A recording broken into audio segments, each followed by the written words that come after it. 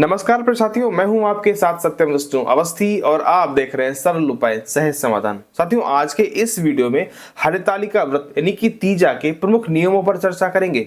जो नियम आपके लिए बहुत ही महत्वपूर्ण है, उन माताओं बहनों के लिए बहुत ही महत्वपूर्ण है जो तीजा का व्रत रखती हैं। आपको आज हम प्रमुख 5 नियम बताएंगे जो आपके लिए बहुत ही महत्वपूर्ण है और आपके व्रत को सफल कराने में बहुत ही कारगर भूमिका निभाएंगे। संपूर्ण जानकारी शास्त्र प्रमाण के साथ होगी। आप बने रहिए हमारे साथ वीडियो के अंत तक। चैनल पर नए हैं तो सब्सक्राइब करना मत भूलिएगा। चलिए साथियों, वीडियो को प्रारंभ करते हैं।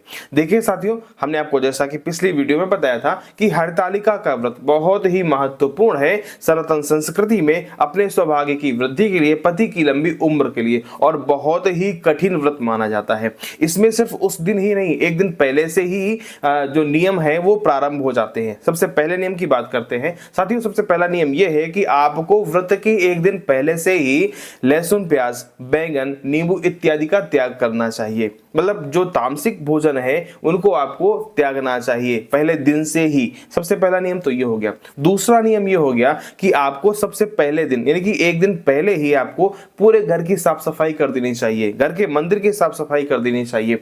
और अगले दिन जिस दिन आपको व्रत रखना है उस दिन सूर्योदय से पहले ही आपको पूरे घर की साफ सफाई, पोछा इत्यादि लगाने के बाद में पूरे घर में गोमूत्र का छिड़काव करना चाहिए और गोमूत्र के बाद में फिर पूरे घर में गंगा जल का छिड़काव करना चाहिए। ये दूसरा नियम हो गया। अब आइए तीसरे नियम की बात करते हैं। देखिए साथियों, जैसा कि आप सभी जानते हैं, हमारी सभी माताएं बहनें जानती हैं कि जो ये नियम है, जो ये व्रत है, ये निराहार रहा जाता है और निर्जल रहा जाता है। यानी कि आपको इस दिन ना तो भोजन करना है और ना ही जल ग्रहण करना है। ऐसा हम नहीं कह रहे, शास्त्रकार कहते हैं। आइए देखते हैं प्रमाण में क्या बताया गया। साथियों, शास्त्रकार कहते हैं, निराहारा निर्जला चैका भक्ति न तुया व्रते शिवम पार्वतीम संपूज्य फलम कोटि गुणम लभेत।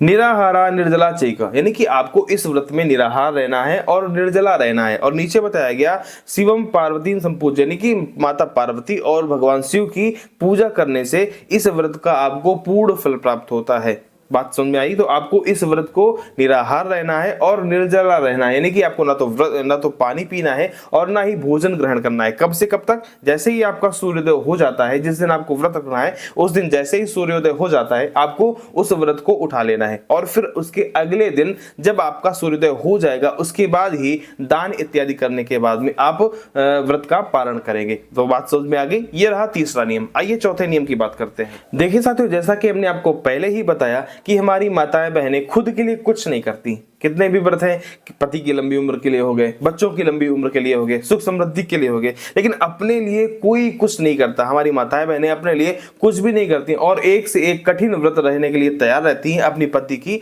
लंबी उम्र के लिए। उसी कठिनता में एक आता है कि आपको इस दिन शयन नहीं करना है, ना तो दिन में करना है और ना ही रात में करना है। आपको पूरा दिन पूरी रात मंगल गीतों के साथ में बिताना है। आइए देखते हैं प्रमाण में क्या बताया गया। बताया गया, नाना मंगल गीतम च कर्तव्यम सद्मनि यानी कि आपको नाना प्रकार के मंगल गीत करने चाहिए। इस दिन आपको शयन नहीं करना चाहिए, पूरी रात गाने बजाने के साथ में व्यतीत कर देनी चाहिए। और नीचे बताया गया, स्थापयेत् बालुकालिंगम पार्वत्या सहितम मम यानी कि भगवान शिव खुद कहते हैं कि माता पार्वती के साथ में हमारा बालू का शिवलिंग बनाया जाए, हमारी प्रतिमा बनाई जाए माता पार्वती के साथ में और उसकी पूजा की जाए इस दिन, तो आपको पूर्ण फल प्राप्त होता है। तो चौथे नियम में आपको पता लगा कि आपको इस दिन शयन नहीं करना है और नाना प्रकार के मंगल गीतों का गायन करना है, दिन में भी और रात्रि में भी। और उसके अलावा जब पूजन का समय आए तो आपको बालू का शिवलिंग बनाना है और माता पार्वती को भी बनाना है, यानी कि माता पार्वती और भगवान शिव का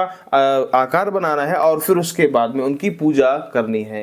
अब आइए बात करते हैं 5वें नियम की। देखिए साथियों, कोई भी व्रत हो बिना दान दक्षिणा के पूर्ण फल प्राप्त नहीं होता है। तो इसमें भी आपको बताया गया, ब्राह्मणेभ्यो यथा शक्तिम देया वस्त्र हिरण्यगाः अनेषां भूयसी देया स्त्रीणां वैभूषणादिकम्।